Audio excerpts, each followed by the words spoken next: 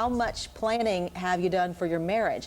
Joining us this midday is Dr. Bill Baker with Grayson and Associates, and today we're talking about premarital counseling. And are you surprised by, we spend many, many months thinking about the wedding itself, the ceremony, the honeymoon, and then afterwards it's like, what do we do now? So many people are not prepared for the actual marriage. That's right, Lisa. I've read recently that the average cost of a wedding is $28,000, Ouch. and an average couple will spend about $3,400 for a week of a honeymoon.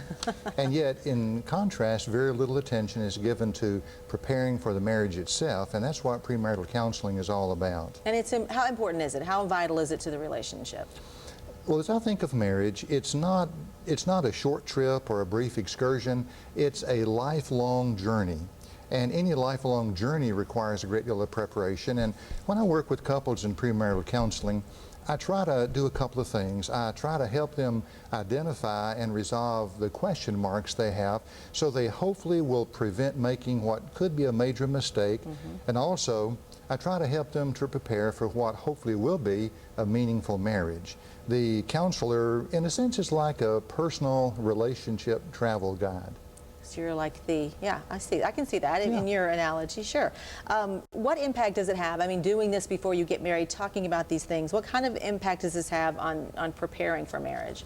Well, different counselors may do different things. When I work with premarital couples, I try to help them at least three different ways. As I mentioned, marriage is like a journey, and any smart, wise person in preparing for a significant journey in life will probably have some kind of map they get and some travel guides and so forth. So I try to help them develop a relationship roadmap. What's the destination? What's the purpose of our relationship in this marriage? And where are we trying to go, and how do we get there? So it's important to develop a roadmap.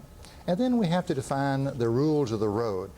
What are our mutual expectations? How do we communicate with each other? How do we resolve our conflict?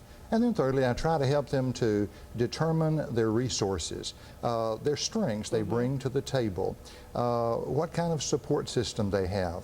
On my website, drbillbaker.com, I have a number of resources, books, and other things that can help couples in looking at marriage so they will make preparations and not wind up marrying, like someone said, a major question mark. You don't want to spend that much money and then get divorced. So that's exactly right, All right, Lisa. thank you so much.